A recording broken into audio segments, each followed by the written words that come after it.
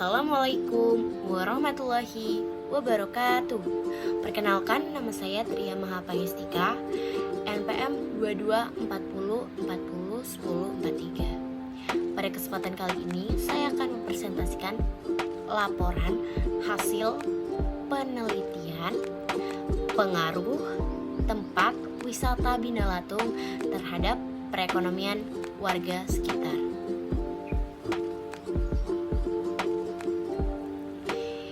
Yang pertama, abstrak. Sampai sekarang belum ada definisi kawasan pesisir yang baku. Namun, terdapat kesepakatan umum di dunia bahwa kawasan pesisir adalah suatu wilayah peralihan antara daratan dan lautan, sehingga kawasan pesisir memiliki dua macam batas, yaitu batas yang sejajar dengan garis pantai dan garis tegak lurus dengan garis pantai. Penetapan batas-batas kawasan pesisir yang tegak lurus dengan garis pantai sejauh ini belum ada kesepakatan, sehingga batas-batas kawasan pesisir berbeda dari satu negara dengan yang lainnya. Terlebih lagi dengan adanya perbedaan karakteristik lingkungan, sumber daya, dan sistem pemerintahan sendiri. Begitu juga dengan Indonesia, mempunyai aturan-aturannya sendiri. Seperti yang telah kita ketahui bahwa Indonesia merupakan negara maritim yang terdiri atas pulau-pulau besar dan kecil sebanyak 17.504 pulau dan luas wilayah laut 5,9 juta kilometer kuadrat yang terdiri atas 3,2 juta kilometer kuadrat perairan teritorial dan 2,7 kilometer kuadrat perairan zona ekonomi eksklusif, sehingga tidak heran apabila mempunyai kawasan pesisir yang begitu banyak pula. Sehingga banyak bagian masyarakat yang melakukan kegiatan-kegiatan mereka di lautan maupun pesisir laut, entah untuk mencari nafkah, sarana rekreasi, pertahanan, tempat tinggal, dan masih banyak lagi. Kita bisa melihat contoh-contoh itu dalam kehidupan kita, atau bahkan kita juga yang langsung merasakan manfaat maupun menikmatinya. Wilayah pesisir sebagai tempat rekreasi pun banyak sekali macamnya. Bisa dijadikan tempat nongkrong sambil menikmati kopi, berpiknik, wahana bermain, dan masih banyak lagi. Salah satu contoh daerah pesisir yang dijadikan tempat rekreasi di daerah Tarakan, Kalimantan Utara adalah daerah Binalatung, Amal Baru. Pasti apabila kita orang Tarakan yang sudah menetap lama tidak asing dengan tempat itu. Karena seperti yang kita tahu bahwa tempat rekreasi di daerah Tarakan ini sangatlah minim. Dan daerah rekreasi di Tarakan tidak jauh-jauh dari yang namanya daerah pesisir. Karena Tarakan yang hanya sebuah pulau yang dikelilingi oleh laut. Di Binalatung sendiri banyak hal yang bisa kita nikmati maupun kita rasakan. Dengan hanya membayar masuk sebesar Rp5.000 per orang saja dan membayar parkir motor Rp2.000 atau untuk mobil Rp5.000, kita sudah dapat menikmati pemandangan pantai serta udara sejuk yang dihasilkan dari pohon-pohon yang ada di sana. Selanjutnya, bahan dan metode penelitian.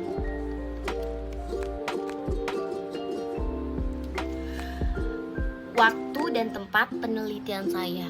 Penelitian ini dilaksanakan pada bulan September tanggal 28 sekitar pukul 1 sampai dengan 2 tahun 2022. Dan dilanjutkan lagi pada tanggal 2 bulan Oktober 2022. Karena di situ saya sekalian mengadakan mengadakan acara seperti gathering itu, bertempat di Binalatung, Pantai Amal Baru, Kecamatan Tarakan Timur, Kota Tarakan, Kalimantan Utara. Bahan dan metode penelitiannya sendiri Bahan-bahan yang digunakan pada penelitian ini antara lain buku dan pulpen sebagai pencatatan data, serta handphone sebagai media dokumentasi. Sedangkan metode yang saya gunakan dalam penelitian ini adalah pengamatan lingkungan sekitar dan melakukan wawancara pada salah satu pelaku ekonomi di sana. Selanjutnya, hasil dan pembahasan. Hasil. Pendapatan mereka meningkat hanya pada hari weekend saja, seperti Sabtu dan Minggu, sedangkan pada weekday Senin sampai Jumat pendapatan mereka normal. Karena seperti yang saya lihat sendiri, pada hari weekend pengunjung membludak di seluruh tempat Bina Latung, penuh dengan pengunjung dari pagi sampai sore. Sedangkan pada weekday pengunjung hanya sedikit, dapat dihitung dengan jari, tidak sampai setengah pengunjung pada hari weekend.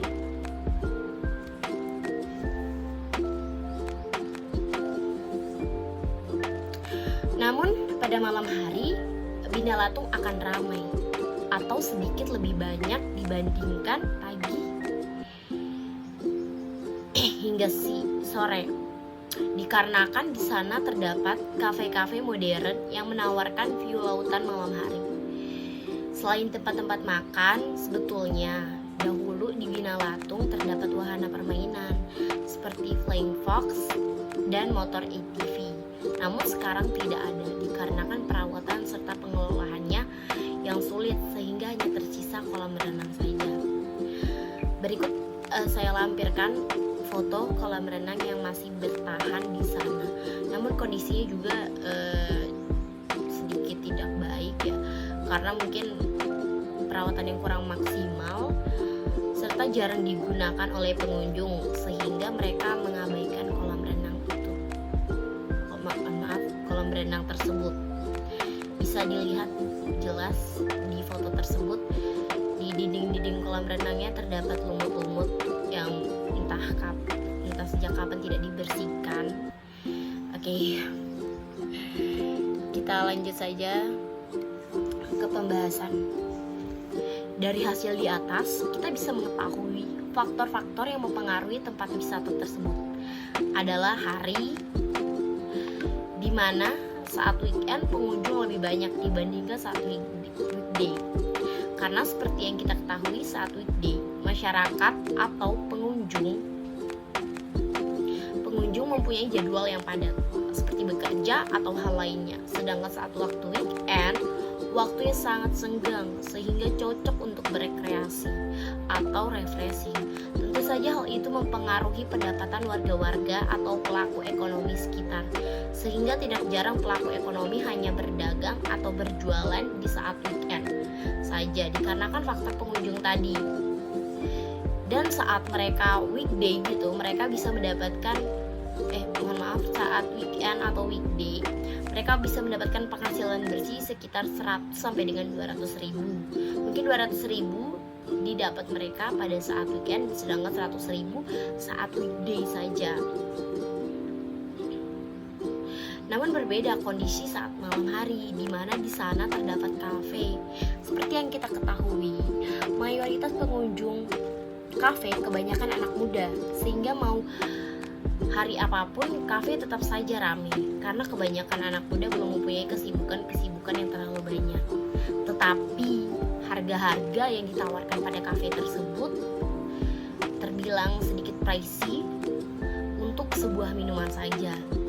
Namun target mereka adalah kalangan-kalangan muda. Jadi tentu saja harga tersebut tidak jadi masalah bagi anak-anak muda. Berbeda dengan warung-warung biasa yang menawarkan harga lebih murah sehingga siapa saja dapat membelinya. Tapi mengapa begitu? Mereka tidak seramai dengan kafe, padahal mereka berada di tempat yang sama dan juga menawarkan pemandangan yang sama. Menurut saya itu semua karena inovasi yang begitu-begitu saja sehingga kebanyakan orang bosan, dan hal itu menjadi faktor utama, serta kenyamanan yang dirasakan oleh pelanggan tersebut. Seperti apa yang saya lihat di warung biasa, hanya menyajikan menu itu saja, tidak ada motivasi, inovasi, serta dapur mereka yang sedikit tidak enak dipandang, dan penampilan warung serta dapur mereka yang sedikit tidak, yang terus menerus sama dari tahun ke tahun. Sedangkan kafe terus menerus membuat inovasi-inovasi baru seperti meja dan tempat duduk yang memiliki macam-macam bentuk, menu yang bervariasi, serta keadaan tokoh yang enak dipandang. Dan ditambah dengan acara live musik, walau hanya terkadang-kadang saja, namun itulah yang menjadi daya tarik mereka sehingga banyak pengunjung yang datang dan menjadi salah satu ikon yang paling banyak menghasilkan pelanggan sekaligus menjadi pemasukan terbesar bagi tempat wisata Bina Latung tersebut. Ya, selanjutnya ada, mohon maaf, sebelumnya itu yang saya lampirkan merupakan foto di mana hari weekend. Bisa dilihat sendiri itu sangat ramai dan semua bagian-bagian Bina Latung terisi oleh orang-orang yang sedang berrefreshing atau melepas penat. Selanjutnya kesimpulan dan saran. Kesimpulannya adalah tempat wisata Bina Latung sangat berpengaruh besar terhadap perekonomian masyarakat sekitar. Karena dengan adanya tempat wisata tersebut, ekonomi mereka membaik. Bagi masyarakat yang bisa melihat peluang usaha akan sangat-sangat diuntungkan sekali dengan adanya tempat wisata Bina Latung ini. Karena banyak sekali pengunjung yang datang ke tempat tersebut sehingga kebutuhan sandang dan pangan meningkat. Sebagai contoh, masyarakat yang melihat peluang adalah menyediakan lahan parkir bagi pengunjung sehingga pengunjung membayar kepada mereka. Mereka hanya bermodalkan lahan parkir mereka saja, tapi mereka bisa meraup untung yang begitu besar.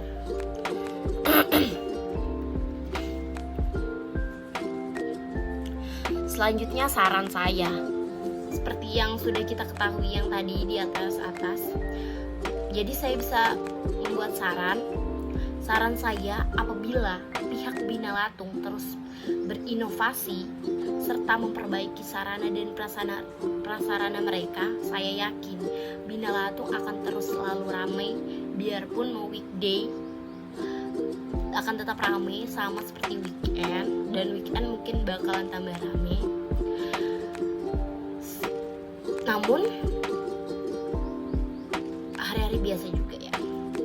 Dan masyarakat sekitar diberikan sosialisasi tentang kewirausahaan sehingga dapat merubah perekonomian mereka. Entah itu narasumbernya siapa, dan mereka diberikan skill, diberikan kemampuan sehingga bisa mengolah sumber daya mereka sendiri, sumber daya manusia, bisa mengolah hasil alam mereka juga yang mereka tangkap sehari-hari, tidak hanya berjualan atau hal-hal yang sudah biasa. Mungkin mereka bisa menciptakan sesuatu yang kreatif. Berikut itu merupakan gambar warung yang tadi saya bilang. Apakah kalian melihat merasa tertarik membelinya di sana? Mungkin tertarik, tapi tidak setertarik kalian melihat kafe yang bagus, yang estetik, yang indah, dan yang bersih serta rapi. Mungkin sekian yang dapat saya sampaikan. Kurangnya saya mohon maaf. Wassalamualaikum warahmatullahi wabarakatuh.